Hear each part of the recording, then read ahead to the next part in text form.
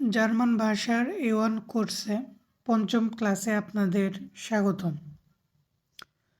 আমরা আশা করি আপনারা বর্ণগুলো এবং সংখ্যাগুলো ভালোভাবে শিখেছেন। ভাষা শেখার ক্ষেত্রে তাড়াহুড়া করা যাবে না। যদি আপনি বর্ণগুলো এবং সংখ্যাগুলো ভালোভাবে শিখে থাকেন তাহলে বাক্যের গঠন দেখা যাক।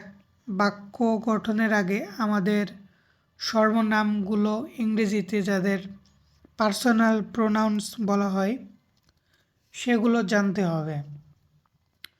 জার্মান ভাষায় এগুলোকে পার্সোনাল প্রোনাউমেন বলা হয়। এগুলো ভালোভাবে শিখতে হবে, তা না হলে ভাষাটাই শেখা যাবে না। তো দেখা যাক, এখন এগুলো আপনাদের বলবো। ইস, ইস আমি, ইংরেজিতে আই। ডু, তুমি, ইউ, ইংরেজিতে ইউ। এর মানে সে, ইংরেজিতে কি বলবো হি, পুরুষবাচক। জি মানে সে, নারী, ইংরেজিতে বলবো সে। এস মানে হচ্ছে এটা, ইংরেজিতে বলবো ইট। তারপরে রয়েছে ভিয়া, ভিয়ার বা ভিয়া, এর অর্থ হচ্ছে আমরা, যা ইংরেজিতে বলবো উই।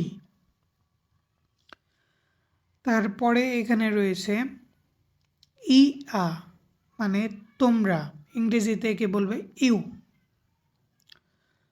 তারপরে রয়েছে এখানে জি, এখানে দেখবেন জি এর দুইটা ব্যবহার রয়েছে, তিনটা ব্যবহার রয়েছে, এগুলো পরে আলোচনা করতেছি।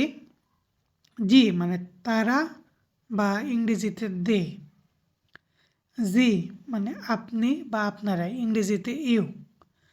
তাহলে এখানে আমরা জি এর তিনটি ব্যবহার পাচ্ছি। প্রথম জি সে মানে নারীর ক্ষেত্রে সি। দ্বিতীয় জি তারা বা দে। তৃতীয় জি আপনি বা আপনারা মানে ইউ। এখানে ইউ বলতে আমরা ডুকেও বোঝাই। ইউ মানে তুমি, ইউ মানে আপনি বা আপনারা। এগুলো সম্পর্ক ভেদে বলতে হবে। আশা করি এই পার্সোনাল প্রোনাউনগুলো আপনারা বুঝতে পেরেছেন। আজকের ক্লাস এ পর্যন্তই। ধন্যবাদ আপনাদের।